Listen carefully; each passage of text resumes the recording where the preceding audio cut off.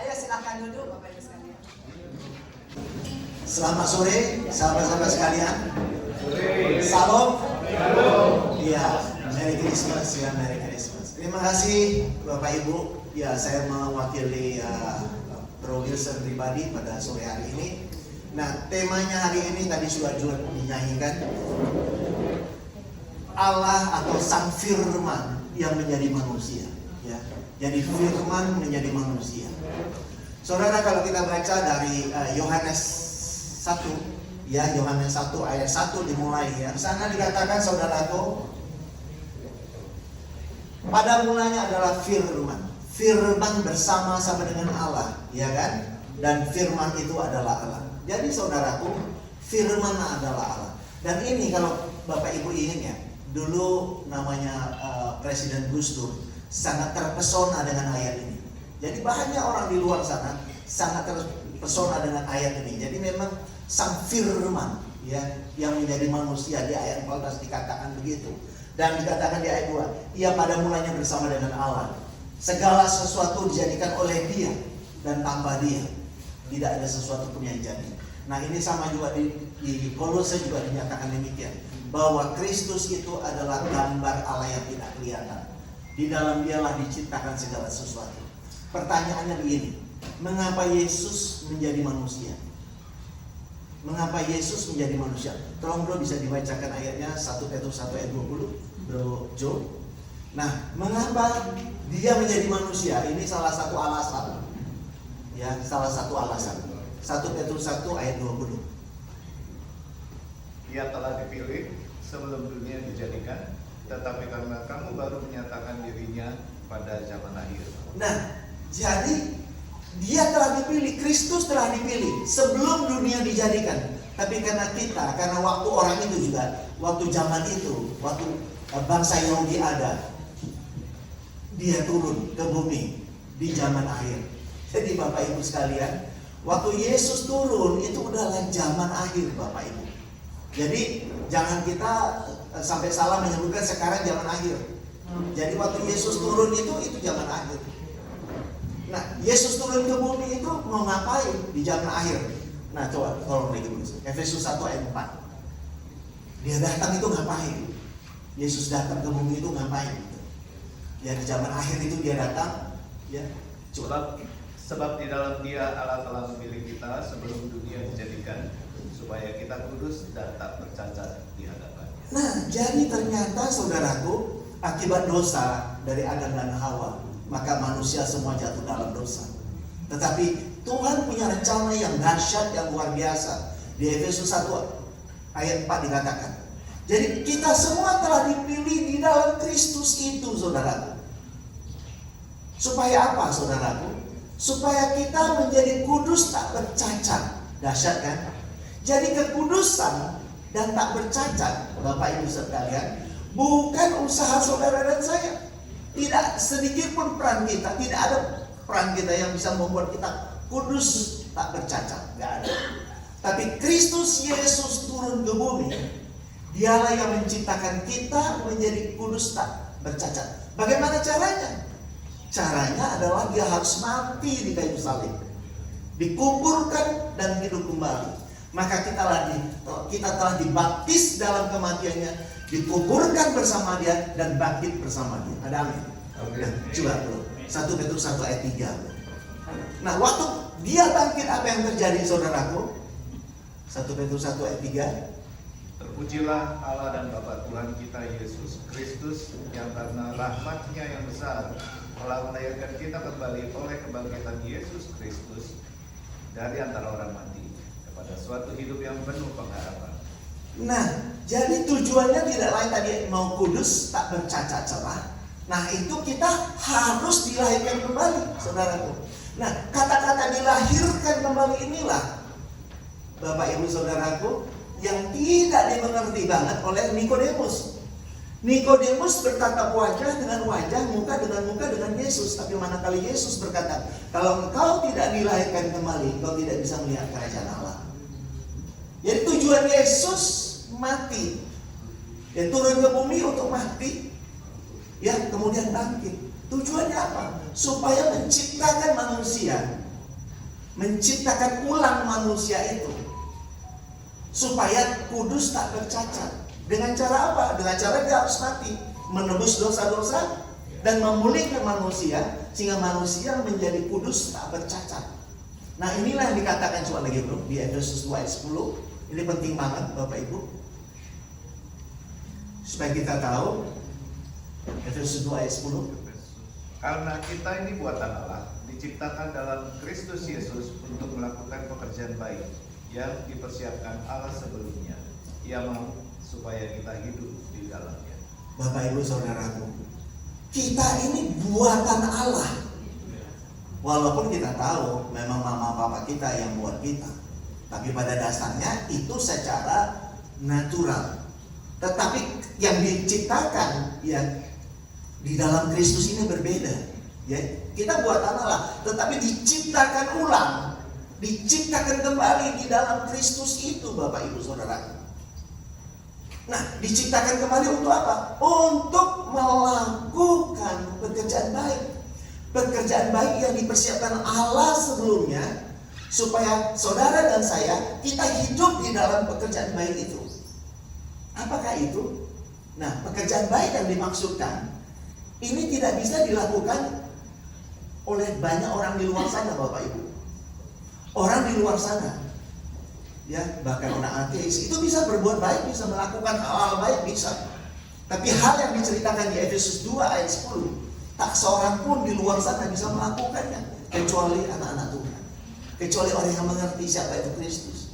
Karena kita buatan Allah, diciptakan kembali di dalam Kristus untuk menjadi apa? Menjadi manusia baru, manusia spiritual, manusia roh. Nah, waktu kita diciptakan menjadi manusia baru ini, nah inilah yang dikatakan kita segambar dan serupa dengan Allah.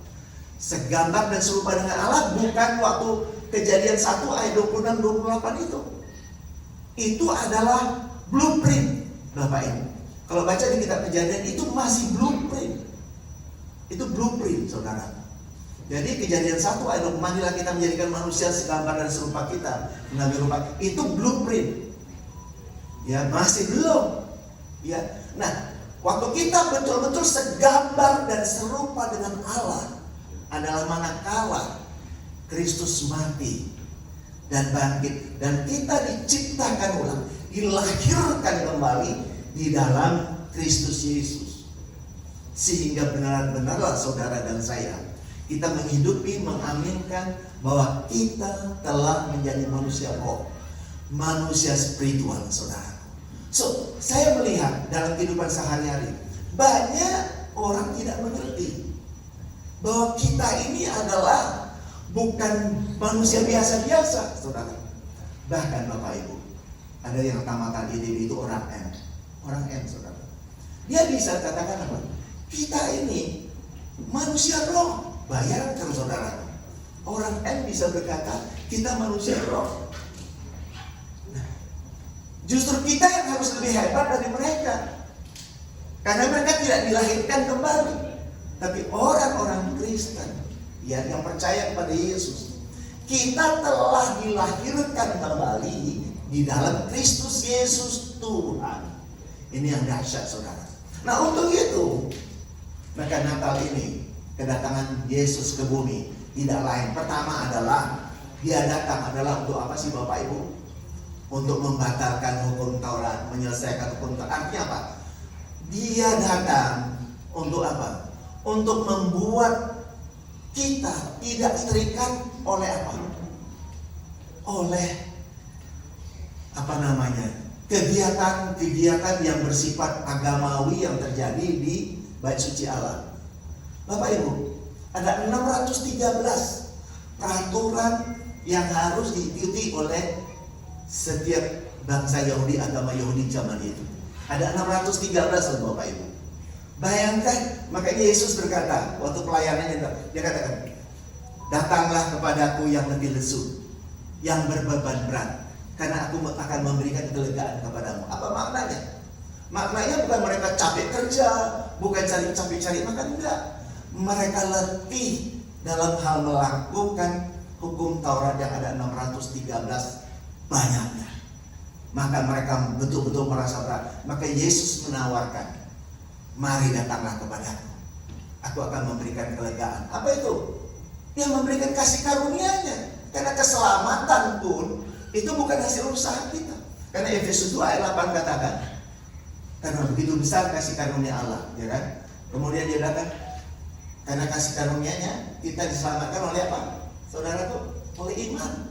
Apa itu iman? Nah, kata-kata iman juga, saudaraku, banyak orang banyak salah mengerti bahwa iman si A lebih tinggi dari iman si B, dari si C.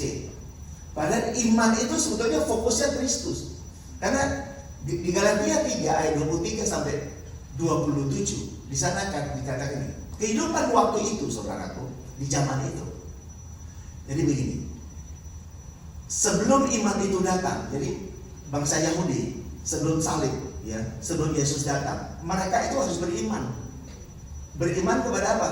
Kepada Sang Mesias mau datang. Mesias mau datang, itu yang dinanti-nantikan. Sehingga sebelum iman itu datang, mereka dipimpin, dikurung oleh hukum Taurat sampai iman itu datang, sampai Kristus datang. Nah, setelah Kristus datang ke bumi ini, menyelesaikan segala sesuatunya, sampai dia mati di kayu salib untuk apa? Menggenapkan hukum Taurat, ya. Roma 10 ayat 4 katakan, menggenapkan hukum Taurat dalam kematiannya. So, saudara dan saya, kita semua nggak pernah lagi, kita nggak ada terikat oleh hukum Taurat apapun, nggak ada, saudaraku, ya, nggak ada. Jadi kita memang benar-benar lahir di dalam kasih karunia itu, ya, karena kita tidak pernah mengikuti semua 613 hukum Taurat, nggak ada, kita nggak mengikuti, saudara. Dan benar-benar bangsa Yahudi pun, ya, bangsa Yahudi pun sejak bait suci Allah di kota Yerusalem hancur tahun 70, mereka pun tidak mengikuti lagi ritual-ritual itu, terutama apa? Penyembelihan korban binatang udah nggak ada, saudara. Kenapa? Karena Yesus sudah mati di kayu salib. Jadi ikatan perjanjian yang pertama, Yesus datang ke bumi tidak lain adalah untuk menggenapkan, menghapus, menyelesaikan ikatan perjanjian yang pertama yang harus disahkan oleh darah binatang. Itu kedatangannya, ya. Jadi kedatangan Yesus, ya, kalau kita baca di Ibrani 8 ayat 13, Ibrani 9 ayat 18 dan sekian, di sana dikatakan bahwa perjanjian yang pertama itu menjadi tua dan usang, Bapak Ibu, dan dibutuhkan satu perjanjian yang baru. Karena perjanjian yang pertama itu sah, menjadi sah kalau disahkan oleh darah binatang. Dan itu semua terjadi di dalam bait suci Allah di zaman itu. Nah, maka dibutuhkan perjanjian yang baru. Nah, karena dibutuhkan perjanjian yang baru itulah maka Yesus turun ke bumi. Nah, ikatan perjanjian yang baru harus disahkan oleh darah Kristus. Nah, darah Kristus inilah yang membuat kita menjadi manusia baru. Karena manusia lama kita telah berlalu. Nah, pertanyaannya Bapak Ibu sekalian, apakah setiap kita, anak-anak kita, memahami, mengerti, dan menghidupi manusia baru ini? Gitu loh, ini yang penting. Jangan karena kita udah dibaptis gereja, yang penting udah dibaptis. Enggak, di dalam kehidupan kita, kita harus menghidupinya. Menghidupi Sang Kristus itu, menghidupi manusia baru itu di dalam Dia. Tadi dikatakan di Efesus 2 ayat 10 berkata, kamu buatan Allah diciptakan di dalam Kristus untuk melakukan pekerjaan yang baik yang dipersiapkan Allah sebelumnya supaya kita hidup di dalamnya. Maknanya artinya adalah Kristus itu memang betul-betul dipersiapkan oleh Allah untuk penebusan. Itulah pekerjaan yang paling baik yang pernah ada di bumi ini. Pekerjaan yang terbaik yang pernah ada di bumi ini adalah karya penebusan. Nah, pertanyaannya, karya penebusan itu untuk apa? Untuk menciptakan kita di dalam Kristus. Nah, maka kita, saudara dan saya, kita menghidupi kekudusan itu. Karena tadi kan Efesus 2 ayat 4, kita dipilih di dalam Dia agar kita apa? Menjadi kudus, tak bercacat. Jadi kudus tak bercacat bukan usaha kita, tapi ingat kita menghidupi saja. Jadi menghidupi kekudusan itu di dalam Kristus itulah pekerjaan baik. dan menceritakan karya Kristus. Karena saudara dan saya, kita telah menjadi orang yang kudus, tak bercacat. Tapi banyak orang berkata gini, Pak Girsang, saya sering melakukan dosa itu sana ini. Ya karena tidak mengerti. Bapak Ibu, manakala kita mengerti kebenaran bahwa kita telah diciptakan di dalam Dia, kita telah dijadikan kudus tak bercacat. Karena Ibrani 10 ayat 10, karena rahmatnya, saudara dan saya, kita semua telah dikuduskan satu kali untuk selama-lamanya, Bapak Ibu. Pertanyaannya, apakah kita realize, apakah kita punya understanding, kita mengerti dan menghidupi kekudusan itu? Percaya deh, Bapak Ibu, manakala kita deklarasikan dunia, deklarasikan, puji Tuhan, saya adalah orang yang kudus, saya orang yang tak bercacat. Waktu kita deklarasikan saya kudus di dalam Kristus, yang itu yang kita hidupi. Percayalah, waktu ada sesuatu yang jelek mau disodorkan kepada kita, pasti ada filter yang menolak, saudara. Kenapa? Karena kita itu kudus tak bercacat. Tapi kalau kita bilang, wah saya udah biasa berdosa Pak Girsang, saya orang berdosa. Bapak tahu, begitu berdosa, ya lakuin aja. Nah, dia bisa minta ampun lagi di gereja, minta ampun. Nah, jadi kesempatan berbuat salah, dia tabrak aja saudaraku. Karena dia komit, oh ya saya orang berdosa. Jadi ini kan secara psikologi, nggak usah lagi cerita firman. Secara psikologi aja, manakala kita katakan kita orang berdosa, maka kecenderungan melakukan kesalahan itu jauh lebih besar. Tapi Bapak Ibu, banyak orang berkata begini. Girsang 1 Yohanes 1 ayat 8 sama ayat 10 berkata, kalau ada orang berkata dia bukan orang berdosa, maka dia menipu dirinya sendiri. Itu ada ayatnya begitu. Ingat, ayat itu bukan ditujukan kepada Bapak, Ibu dan saya, bukan. Baca konteksnya, ayat itu ditujukan kepada bangsa Yahudi yang hidup di zaman itu. Kalau ada bangsa Yahudi di zaman itu berkata, aku orang kudus, tak bercacat salah, dia menipu dirinya sendiri. Kenapa? Karena hukum Taurat ditambahkan kepada bangsa Yahudi supaya dosa melimpah-limpah. Itu sebetulnya. Maka lebih besar kasih karunia Kristus, karena Kristus mati, semuanya menjadi dibenarkan. Ada amin. Nah, jadi saudara dan saya, kita kudus tak bercacat celah. Namun hari ini kita memperingati Natal ini, malam ini, bahwa terang itu telah turun. Jadi gini, terang itu sudah turun ya. Terang itu apa sih? Kalau kita ingat di Kejadian 1 ayat 1 sampai 3, ya, di sana dikatakan Allah berfirman ini, jadilah terang, maka terang pun ya. Apa itu? Itu bukan matahari, saudaraku, bukan terangnya dunia ini terang begitu, terang benderang gelap jadi bukan. Terang itu bercerita Kristus. Itu satu deklarasi, bentuk deklarasi bahwa Tuhan mendeklarasikan, Allah mendeklarasikan, ini loh Kristus sebagai terang dunia. Itu artinya sebetulnya itu Kejadian 1 ayat 3 itu bentuknya deklarasi, mendeklarasikan Kristus sebagai terang dunia. Jadi saudara dan saya, kita semua sudah ada di dalam terang itu, dan terang itu memancar lewat saudara dan saya. Maka saudara, kalau kita aminkan, kita hidup bersama Dia, di dalam Dia. Kata Yohanes 15 ayat 5 katakan apa? Akulah pokok anggur, kaulah ranting-rantingnya. Kalau engkau ada di dalam aku ada di dalam engkau berbuah banyak. Jadi mari kita hidupi kebersamaan di dalam Kristus itu. Natal ini memperingatkan kita bahwa kita benar-benar hidup bersama Dia, di dalam Dia. Terang itu ada pada kita, maka terang itu akan memancar dari kehidupan saudara. Karena Filipi 2 ayat 13 katakan, Allah lah yang melakukan baik kemauan maupun perbuatan sesuai kerelaan yang melalui saudara dan saya. Sehingga setiap perkataan kita, ya, perbuatan kita, kebiasaan kita, karakter kita, dan integritas kita itu sesuai dengan kebenaran. Mari kita tundukkan kepala kita berdoa.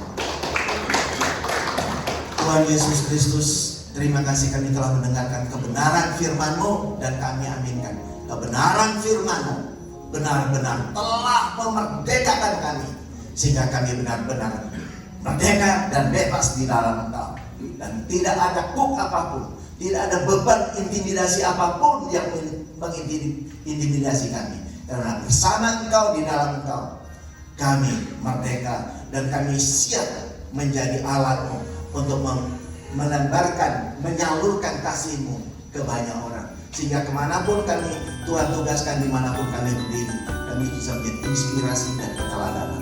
Terpuji nama Tuhan di dalam nama Yesus. Dan itu kayak percaya dan hidup di kebenaran firman Tuhan. Sama-sama kita katakan amin.